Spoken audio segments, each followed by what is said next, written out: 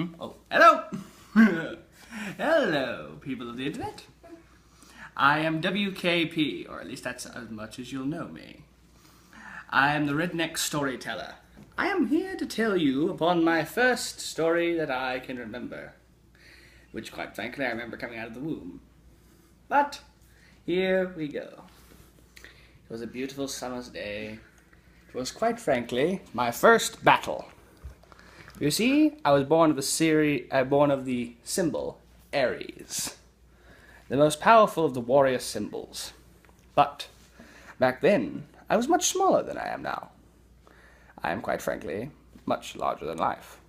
I began the first war, which was a terrible battle. It was for control of the playground in preschool. For you see, way back when, we were in between gangs, and I was a newcomer.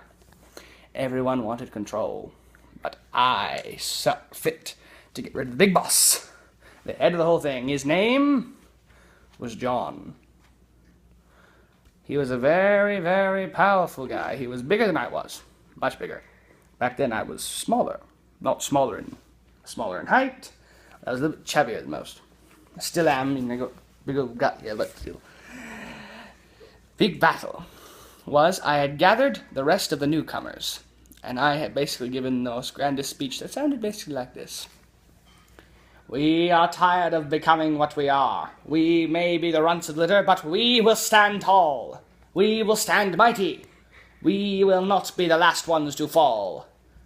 Whilst we stand tall. Are you with me?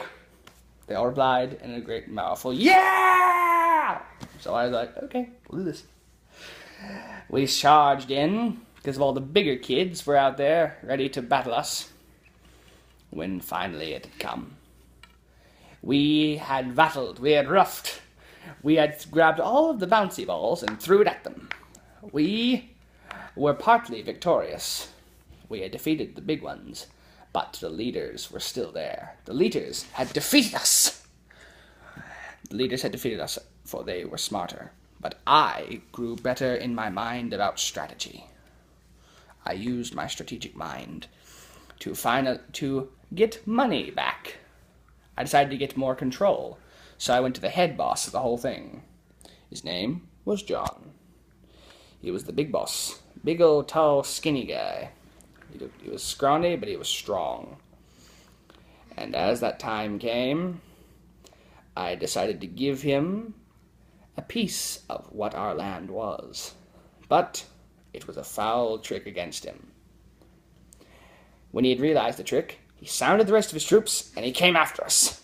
It was sort of like a gang war between us and the much larger version of what would be considered the Mafia nowadays. But we had fought until it was just down to me and John. I ran atop the largest piece of equipment out there that I could climb on. I climbed up there. I ran across the bridge, and once I ran across the bridge, I'd realized there was no escape route. I was trapped. I looked forward. I saw him coming toward me. He cornered me. He was ready to finish the fight. And that was when I became a true master. He lined his fist up to punch me, a little 3-year-old. I knew it was a low shot, but I was not going to take it standing. I was not going to take it lying down like a child. No. I jumped up, and I slugged him right in the face. I smashed his face in. But after I punched him, he fell to the ground. And what had happened was, he had actually removed a tooth. And what I thought was, I thought about to get beaten to death. But he actually put out his hand and said, thank you. Me in my confusion, being inside of confusion, I thought to myself, what? Why is it? I punched you. He said that he was having to go to the dentist to get that tooth pulled that exact day. A few days ago, his mother had said in a few months she was going to set an appointment to go to the dentist to get that tooth pulled. But since I removed the tooth, he forgave me. And he decided something that day.